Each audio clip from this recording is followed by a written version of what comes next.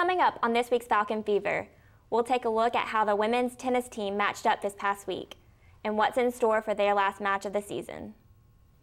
And the baseball team is hitting the road. See where they're going and what's next for this nationally ranked team. Plus, field reporter and Falcon Fever producer Jordan Simeon chats with Montevallo leaders about the recent success of UM's athletic department. Falcon Fever starts now.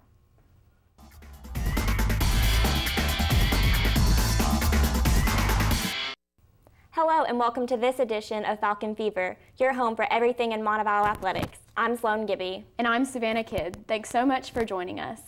Let's kick things off with a trip to the tennis courts.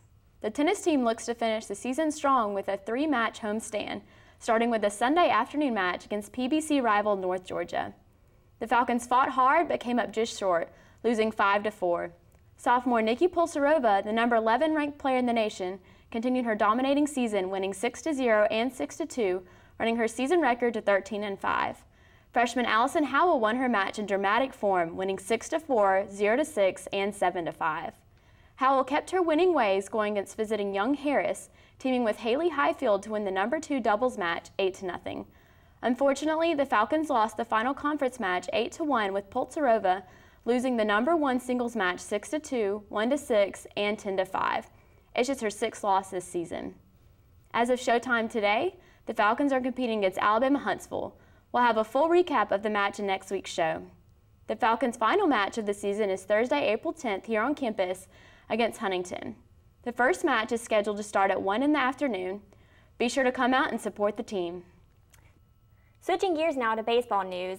After beating West Alabama 2-1, the Falcons turned their attention to a single road game against number 4 in the nation, Alabama Huntsville. The Falcons clinched the series with sweep of UAH with a 6-4 win, thanks in part to sophomore Vinny Rodriguez and junior Alex Guilford.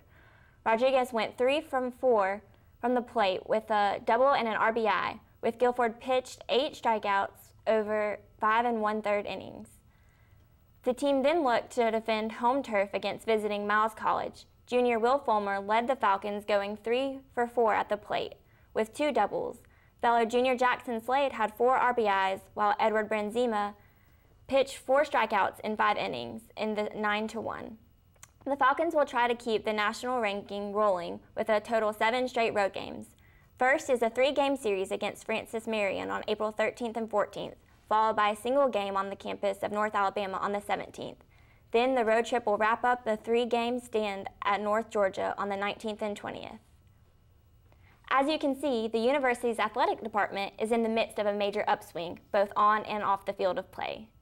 Falcon Fever producer Jordan Simeon caught up with the department and university leaders and found out exactly where they think the program will be headed in a few years.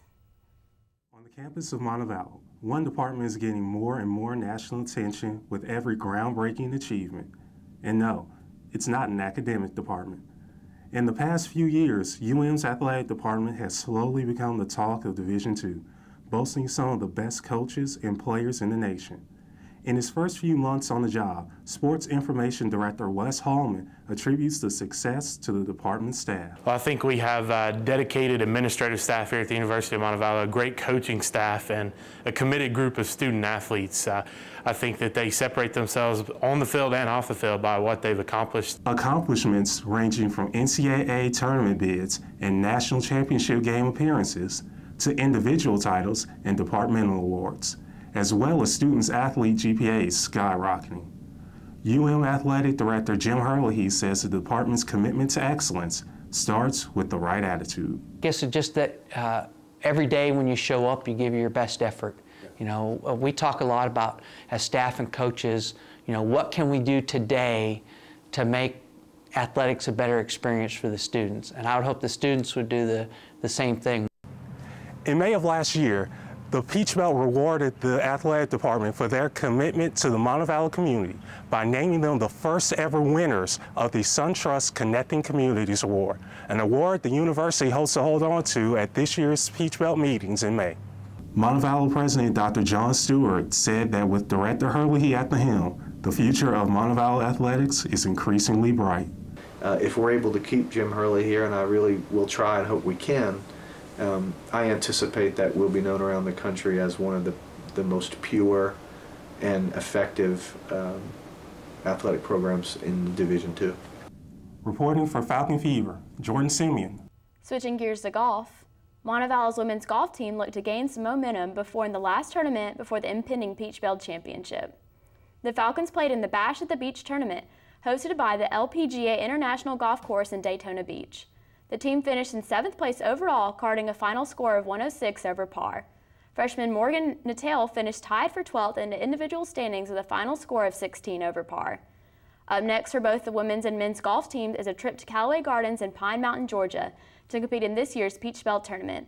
The championships start on April 18th and continue through the 20th. Good luck to both squads. This brings us to our Falcon Fever Fan of the Week. This week's fan is Taylor Fritz. Taylor is an elementary education major at Montevallo. Congratulations, Taylor, and thanks for your support. Remember, you can get more Falcon Fever on YouTube and through social media. You can watch current and past episodes of Falcon Fever on the MassCom YouTube channel. Just search for Montevallo for you. And be sure to add us as a friend on Facebook. There you'll find links to sports stories throughout the week and live updates from the games. You can also leave a comment, talk about recent games, or give a shout out to your favorite UM athlete. You can also follow us on Twitter. Just search for UM Falcon Fever. And if you do leave us a comment on Facebook or Twitter, we just might feature it on next week's show. And last but not least, you can get extended UM sports coverage on MontevallowFalcons.com. There you can also find team rosters, live stats, pictures, and more. Well, that's all the time we have left for this week's show. Be sure to tune in again next week. We'll see you then.